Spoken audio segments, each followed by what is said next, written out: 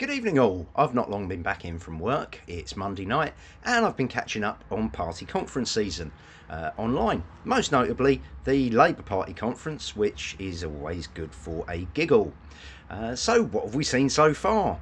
Well, they opened with a big march outside conference in Brighton where they proclaimed that Brexit is racist. But inside the conference, Jeremy Corbyn and his upper echelon have refused to put any items on the debate list surrounding Brexit and surrounding their policy on it. Maybe because they're so confused about where they really stand, and they don't want you to see that they're as useless, weak and divided as the Tories are on the issue. And let's face it, they're both as bad as each other. We've had today John McDonnell's keynote speech, my old mate, where he wants to renationalise everything and tell everybody how much he's going to pay for it. Well, good luck with that one, John, especially on the railways, because it would appear that Labour want us to stay in the single market, subject to the ECJ, and the funny thing about that is your plan to renationalise the railways actually goes against EU railway directives. You're not allowed to own the rolling stock and the track, so good luck with that one, John. You haven't thought that one through. Likewise, talking about PFI, well, unless you haven't noticed, it was the last Labour government that introduced most of the PFI debt, not TFI, PFI debt onto the National Health Service, and we're going to be paying for that for the next 50 years. But I know you'll blame that on Blair. Everybody else does, but you and Corbyn were both MPs for the whole 13 years of the Labour government. We've had the unedifying sight of Labour MP Clive Lewis arguing with another Labour MP, where he's turned around and said that trying to stop free movement of people within the European Union is, yes, it's that Labour buzzword again, it's racist. Well, unfortunately for you, Clive, I don't know whether you've thought this one through, but the reality is that you're happy for free movement to continue within the European Union, but you're also comfortable with having much more stringent rules on people from outside the European Union.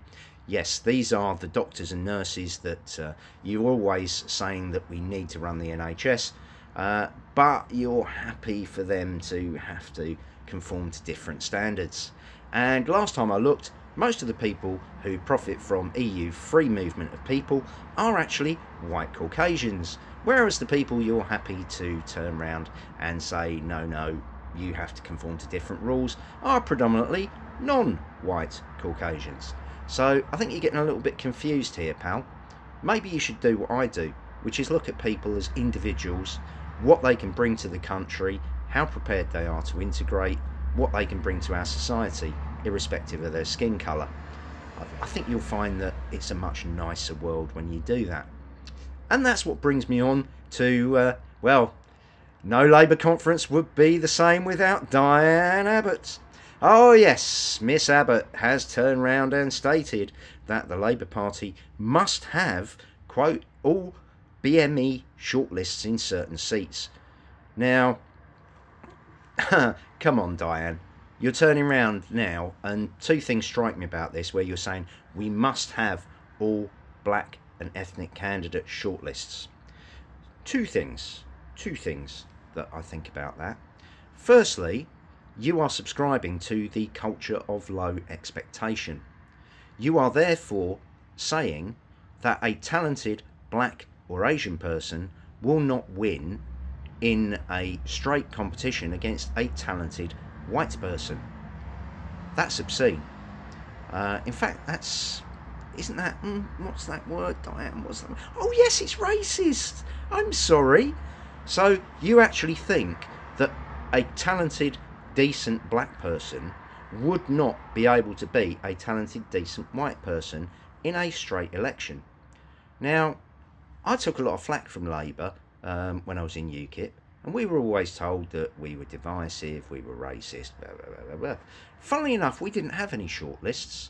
What we did, well, when I say shortlists, we didn't have any shortlists where it was purely women or purely black and ethnic minorities, because the party believed that if you're talented enough, you're good enough.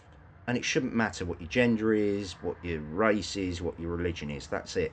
And as a result, we ended up with some fantastic candidates, people who were front and centre of the party machine. So people like Stephen Wolfe, people like David Curtin, extremely talented, articulate, bright. They got there because the members voted for them, and they were blooming good. But what you're saying is that in your eyes, we've got to take the white people out because I'm not sure whether they'll be able to compete. Unless you're thinking something slightly different, Diane. Are you suggesting to me that you have to have all BME shortlists because the Labour associations would always vote for a white person ahead of a black and Asian person? Are you suggesting that your associations, Diane, unlike the UKIP associations, which didn't have such shortlists, are you suggesting they'd only vote for a white person ahead of a black person? Are you telling us that Labour have a problem with skin colour? Surely not, Diane, because, of course, you're the Shadow Home Secretary. Oh yeah, but I forgot, your constituency, it was an all BME shortlist, wasn't it? Well, if it came to choosing who to vote for between you, who was elected on an all BME shortlist, and the likes of David Curtin and Stephen Wolfe, who were selected on ability, I think we see the flaw in that idea. And also, I think it's disgusting that you think that intelligent, dedicated people from BME backgrounds can't compete against intelligent white Caucasian people. Diane, hang your head in shame. That is as I say, the culture of low expectation. You are talking down some very, very good people who could probably who would definitely be able to put themselves up and probably win if they're good enough, they're dedicated enough, and the members know them. So yeah, you've given me, part of me is laughing at you, Diane, but also part of me thinks that this is an absolutely disgusting slur on people from a BME background. You know where to get hold of me if you'd like to respond. I know I'm blocked from all your social media, but hopefully somebody will tell you. You can come onto my website at englishpatriot.co.uk, and please put your point of view, because I'd love to hear your thinking. But in the meantime, I'm looking forward to the rest of the Labour conference, watching it, and having a good laugh at the antics. I'll catch up with you soon. Bye.